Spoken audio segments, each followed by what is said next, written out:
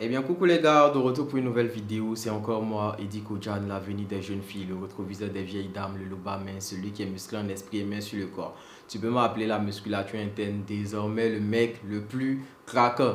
Même si actuellement je ne suis pas trop craquant, payer les cheveux en pagaille. C'est chaud. Et là, on est dans la saison des vérités en France ici. Hein. Dans la saison des vérités, les concours là, ça va tuer. Si vous me regardez bien, vous allez voir que je suis fatigué. Voilà, mais ça va aller.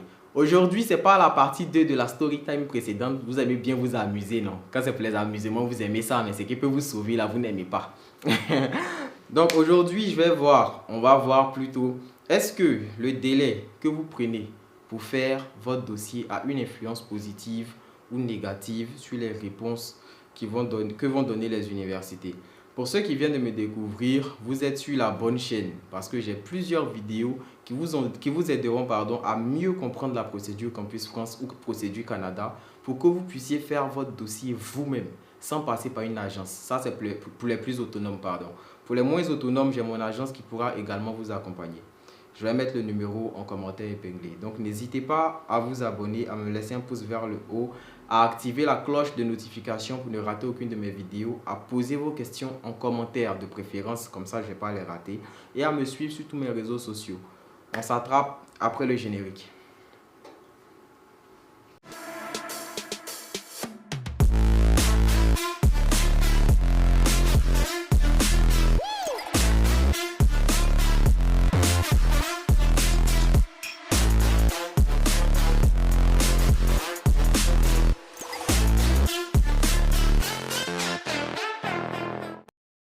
De retour.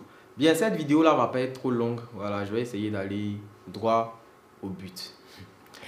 Concernant cette question de est-ce que si on soumet vite, on a plus de chance? Est-ce que si on soumet pas vite, les universités risquent de nous refuser et tout?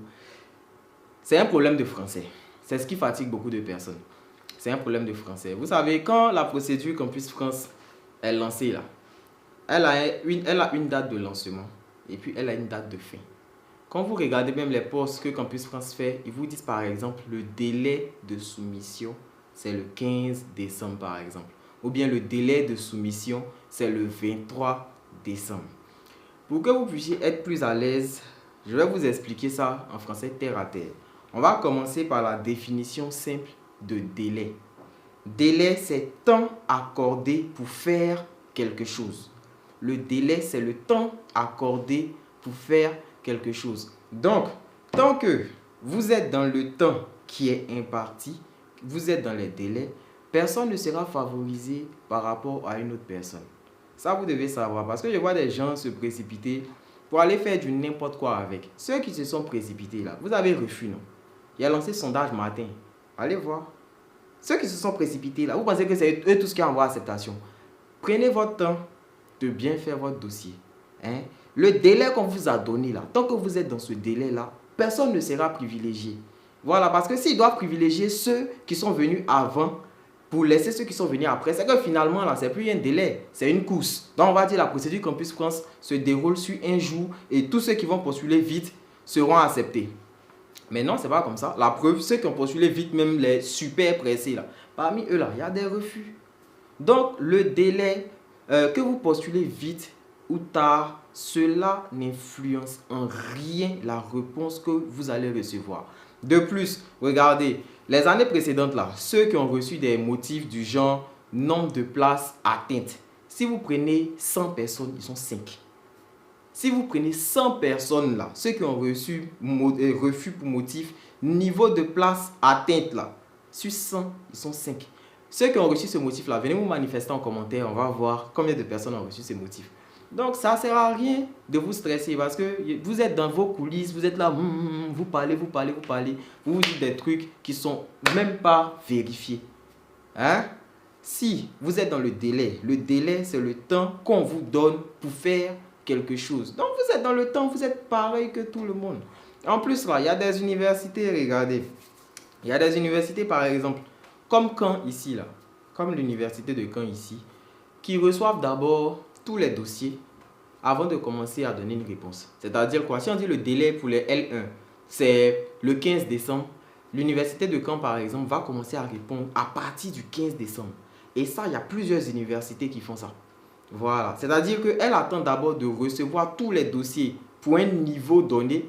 Quand la date de clôture passe, elle est sûre d'avoir reçu tous ces dossiers. Elle commence à donner les réponses. Donc, dans ce type de cas, si vous avez postulé, par exemple, dans les universités qui font ça, même si vous êtes arrivé avant premier, vous avez les mêmes chances que tout le monde.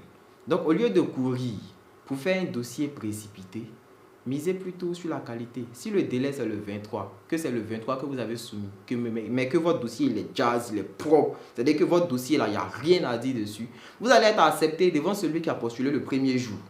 Hein? Donc, prenez le temps de faire quelque chose de potable. Et puis, arrêtez d'écouter les rumeurs là-bas. Les gens qui sont là-bas, qui vous stressent, que non, si tu as postulé en dernier, c'est comme si, c'est comme ça. Ce sont des gens qui n'ont pas d'expérience. Sinon, quand tu as expérience là, tu es serré. Hein? Donc, arrêtez de vous tracasser, que vous ayez postulé vite ou pas. L'essentiel, vous êtes dans le délai. Le délai, c'est le temps qu'on vous donne pour pouvoir faire. Donc, tant que vous êtes dans le temps qu'on vous a donné, c'est logique, quoi.